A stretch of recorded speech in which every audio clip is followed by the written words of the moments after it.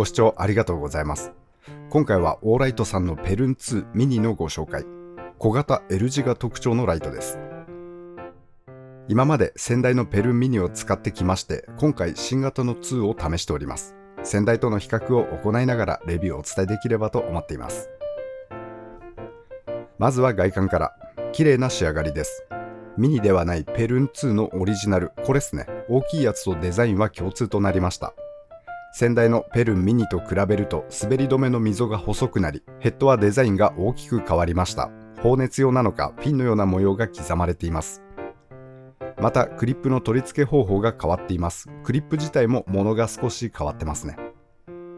先代のクリップはだんだんと根元部分が緩くなってしまいましたが、今作はその心配はなさそう。ポジティブなアップデートに感じています。サイズはこんな感じ。先代比わずかに大型化しました。ほとんど変化はありませんが、全長で2ミリちょっと、ヘッドの幅が1ミリほど大きくなっています。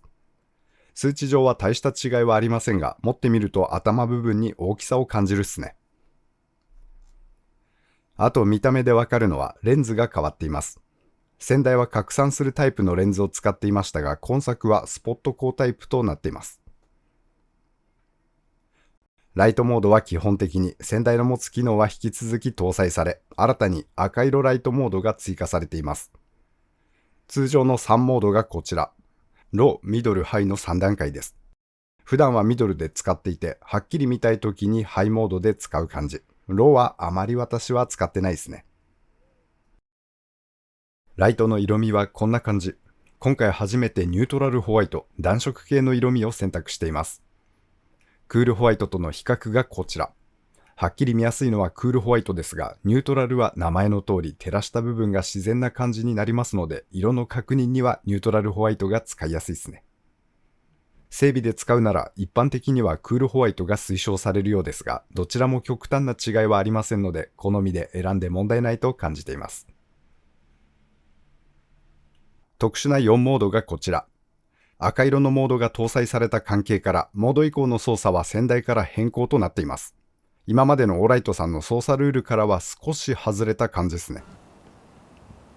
ちなみに赤色のライトは自分の位置や危険を周囲に知らせたり、目がくらみにくいという特性を利用して周囲に配慮したライトとして使ったり、また動物、昆虫に刺激を与えにくいことから観察のお供としての用途もあるようです。ペルン2ミニの新機能で個人的に一番トピックスに思うのがバッテリーインジケーターが搭載されたことです。電源ボタンをオンにしたとき、ボタンに仕込まれた LED の色でバッテリー残量を教えてくれます。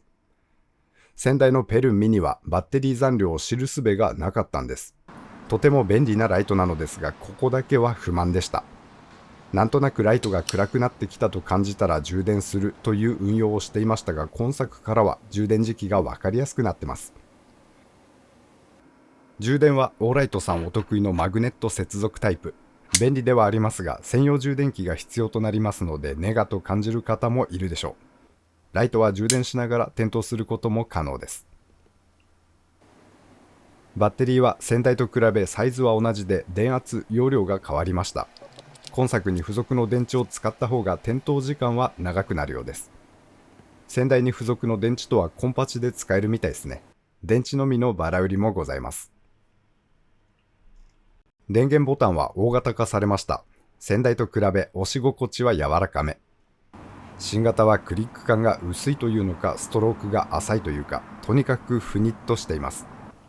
誤作動するほどではないですし、ロック機能はありますから問題はないんですけど、個人的には先代のかっちり感が好みですね。付属品としてヘッドライトとして使えるバンドが同梱されます。先代はマジックテープで貼り付けるベースがついたアイデア製品的なものでしたが、今作はオーソドックスなバンドとなりました。ヘッドライトとして使う場合は今作のバンドの方がフィット感は良さそうです。ライトを使ってみて正当な進化を感じます。大型化を極力抑えたまま機能は充実。個人的に光量は十分。このサイズのライトとしては十分な明るさを感じています。やはり LED のインジケーターはいいですね。電源のオンでバッテリー残量が表示されるたびに、これは素晴らしいアップデートだなと感じています。それから追加された赤色のライト。そんなに使わないだろうと思ってましたが、目がくらまないのが使いやすくて、夜中にパソコン作業するときに机照らすのに使ったり、寝ている人を起こさないように常備灯みたいに使ったりと、普段の生活では思った以上に使ってます。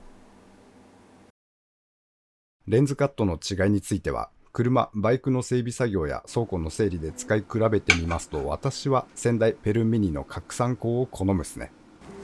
手に持って使う場合は先代も今作もそう変わらないんですけど、マグネットで据え置いたり体・洋服に取り付けて使う場合は、今作ペルン2ミニのスポット光は私の用途では少し照射範囲が狭く感じまして、先代の拡散光が勝手よく感じる場面が多いです。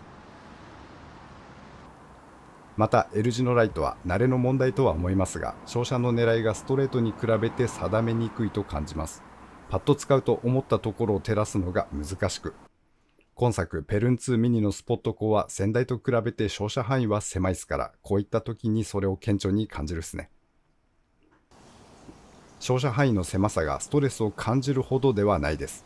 比べてどうかというレベルで今作ペルン2ミニ問題なく使っています。しかしこの辺の事情から先代の拡散光による広い照射範囲をより使いやすいと感じることは多いです。ペルンシリーズは今作になって同社の小型ライトのバトン3に寄ったと感じています。L 字かストレートかの大きな違いはございますが、光のタイプはほぼ同じ、サイズもほぼ同じ。バトン3は売れ筋のライトでしょうから、それに似たというのは良い進化と捉えることもできますが、両者近くなりすぎたというのか、先代ほどの差別化がなされていないと感じています。私は先代ペルンミニも使い続けてるっすね。今後ペルン2ミニラインナップの拡充があるならば、先代チックな拡散レンズを持ったモデルもぜひ追加してほしいですね。もう一点気になった部分として、赤色のライト光量の調整ができたら便利だろうと感じました。赤色のライト、これ結構明るくて、1メートルくらいの距離で光源が視界に入ると目を細めたくなるくらいには明るいんです。周囲から認識してもらう用途には使いやすい明るさかと思いますが、周り、他者や自分もそうですけど、目に配慮した使い方をするには少し明るすぎると感じています。また赤色のモードは思ったよりも電池の消費が激しいです。スペック上は連続点灯150分。白色のライトはミドルモードでも7時間持ちますから、比べて随分と短いです。夜中に卓上ライト代わりに使っていた時に気づいたらインジケーターが赤表示になってまして、電池の減りの速さには少し驚いたっすね。赤色にもローモードがあればこの辺使い勝手良くなりそうだと感じました。それから不満ってほどではないのですが、充電器のベース部分とコード部分が分離できたらさらに便利そうだと感じています。持ち運びでコードの折れ気にせずに済みますし、さらにコード部分が USB の Type-C になったら出張で持っていくもの一つ減らすことができます。アクセサリー扱いの別売でも良いので、こういった分離タイプの充電器あったらいいなと感じました。小型の L 字ライトペルン2ミニ。オーソドックスに使いやすいライトだと感じています。照射範囲、レンズカットっすね。そこだけ比べて私は先代の良さを感じていますが、しかし用途によっては今作が良いという場面もありますし、そもそも先代を使っていなければ何も不満はなかったと思っています。どちらも良いライトに思いますから、用途に合わせて選んでいただきたいです。さて、オーライトさんでは16周年を迎えて大型セールを開催中。オーライトさんのセールは割引大きなことが多いです。今回紹介しましたペルン2ミニは 25% オフとなってます。また無料プレゼントも実施されており、今回はとても使いやすい i3E がプレゼント。単4で使える小型 EDC ライトで、私もキーホルダーにつけて使っています。